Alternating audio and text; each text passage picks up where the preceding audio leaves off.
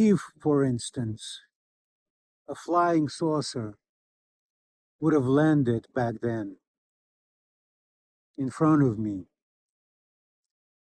and some aliens came out and said, Alexei, would like to take you with us to our world, to see our world. And we're traveling pretty fast. We're actually traveling with the speed of light or close to it. The problem is we won't be able to take you back. Or if we do, 1,000,000 years, according to Einstein's theory of relativity, 1,000,000 years will go by on Earth. Everybody would be long, long dead.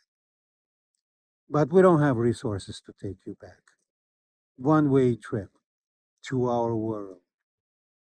Back then, I was married like I am now. I would say, take me. Take me for sure. 100%. My mother was born in Lithuania. My mother was Jewish in 1922. When the war broke out, she was not in town, in her hometown, but she was in a music school in Kaunas and was evacuated to Ural Mountains, Russia. Then when she came back, she found that some of her relatives that were hiding the entire German Nazi occupation now is being hunted by Soviet communists because they were wealthy, they come from wealthy families, and the communists, Soviet communism, were executing anyone who had any kind of money, substantial amount of money or whatever, even a little money.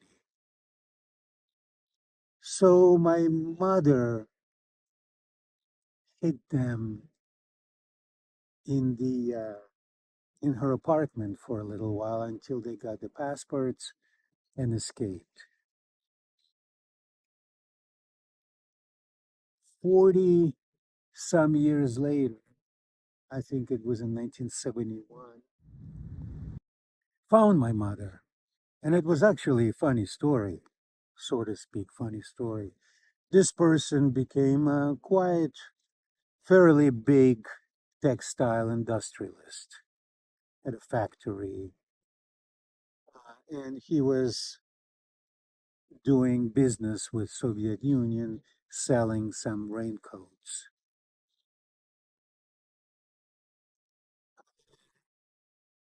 One evening, we're sitting in the kitchen, my brother, my mother, my father, and myself,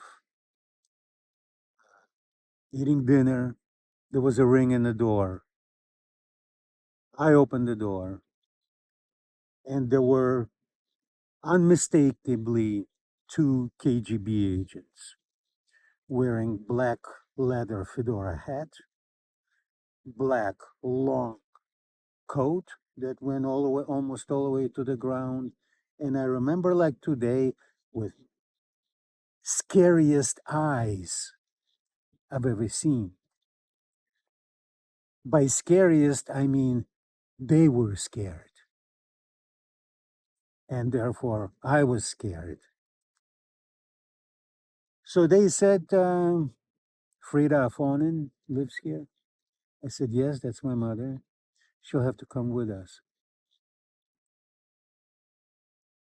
So I went and got my mother, and my mother, what's going on?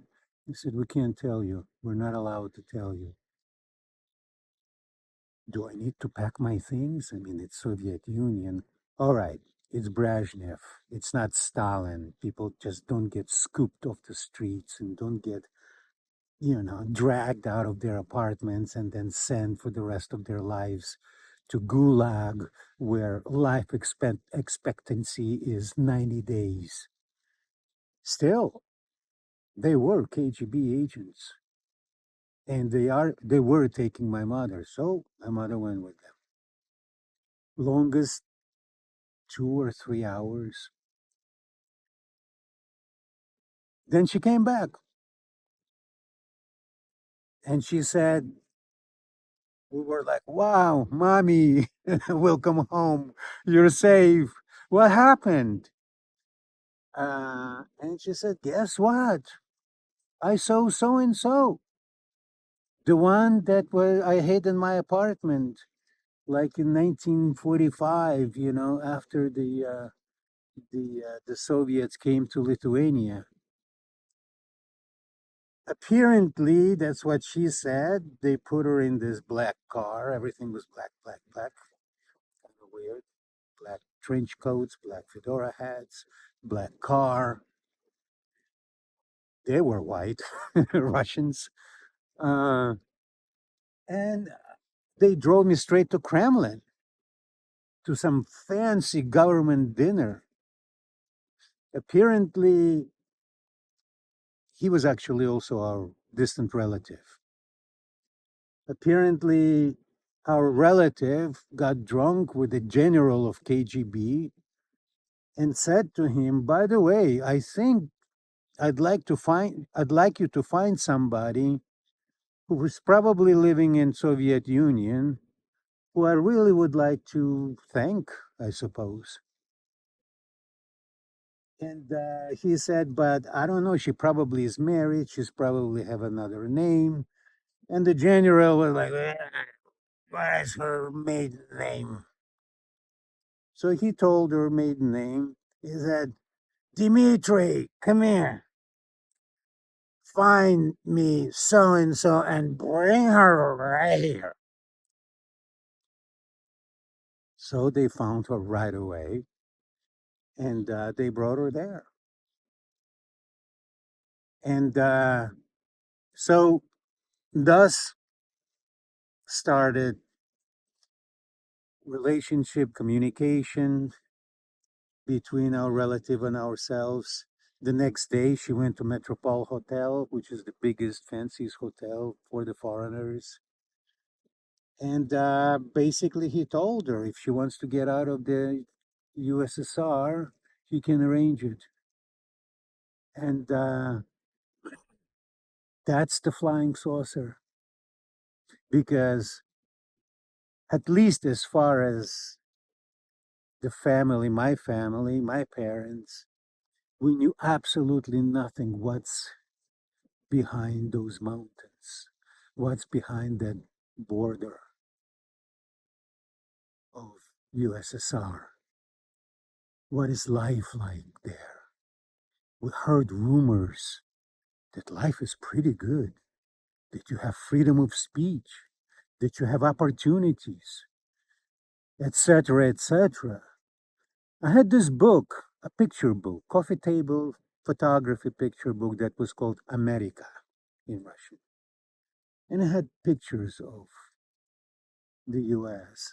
And one picture I actually remember was a picture of the tunnel right on the other side of the Gold Gate Bridge that has a rainbow over it.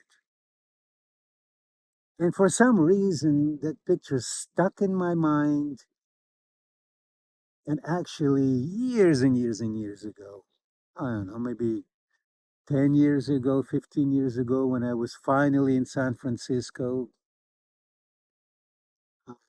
delivering dogs. It's another story for another episode. And suddenly there it was, that tunnel with the rainbow. Anyway, we thought about it for a year or two. I wanted to go. I couldn't wait to go. And we decided to go. And that probably is the subject of the next episode. How I arrived to the US and what happened to me.